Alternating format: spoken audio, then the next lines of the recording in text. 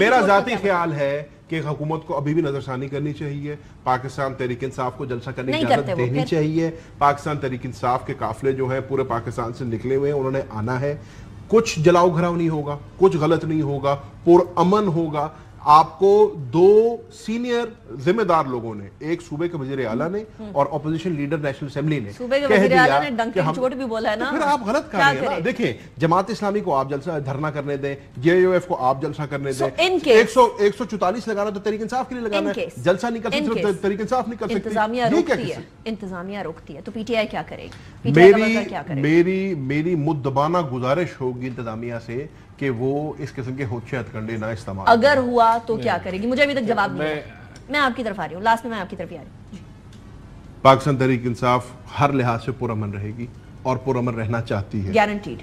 میں تو یہی سمجھتا ہوں کہ ہمارا ایسا کوئی ارادہ نہیں ہے، ہمارے ایسے کوئی نیفیریس ڈیزائنز نہیں ہے، ہم نے ایسی کوئی منصوبہ بندی نہیں کی جیسے یہ کلیم کرتے ہیں کہ ہم پیٹرول بم لے کے آتے ہیں، وہ لے کے آتے ہیں. ایسی کوئی بات نہیں ہے.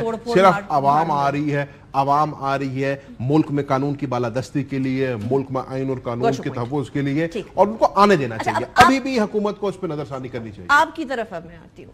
آپ ان کو شہید بنانا چاہ رہے ہیں؟ وہ آئیں گے، انتظامیہ ان کو اٹیک کرے گی، کوئی 2-3 لوگ زخمی ہوئے، اللہ نہ کرے کوئی جانی نقصان ہو. میری دعا ہے کہ پاکستان کا ہر بچہ، ہر نوجوان، ہر بزرگ جو ہے سیف رہے، ہر خاتون سیف رہے. آپ کیا چاہ رہے ہیں؟ مطلب اگر انتظامیہ نے منع کر دیا، سیکیورٹی کی بیسس پہ بھی منع کر دیا اور وہ کہہ رہے ہیں ہمارے ہیں، دین واٹ ول انتظامیہ ڈو؟ یہ دیکھیں 9 مئی میں ان کی سب سے بڑا جو شکایت تھی وہ کیا تھی کہ پولیس کدھر تھی، فوج کدھر تھی، یہی تھا نا ان کا سوال. تو ان کی کوشش کیا تھی کہ پولیس گولیاں چلاتی، ان کی کوشش کیا تھی کہ کوئی فوج گولی چلاتی، کوئی خون خرابہ ہوتا. تو ابھی بھی یہ دیکھیں بڑا کلیئر ہے، آج NOC منسوخ ہو گیا، ان کو اجازت نہیں ہے. یہ قانون کلیئر ہے.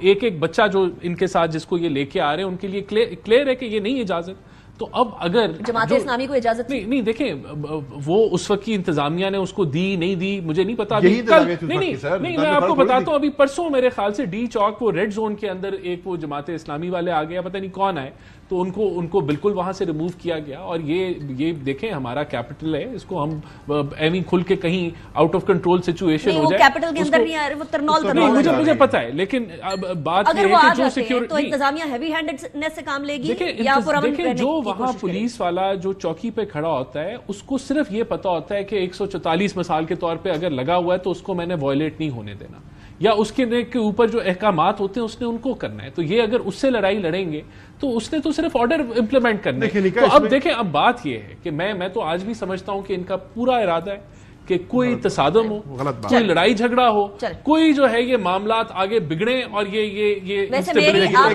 ایک سیکنڈ اگر ہمارا یہ ارادہ ہوتا ہم نے کب کے پنجاب میں جلسے کل دیکھ لیتے ہیں نا. اب یہ کیا کرتے ہیں، رانا صاحب میں عرض کروں، ہمارا ارادہ نہیں تھا.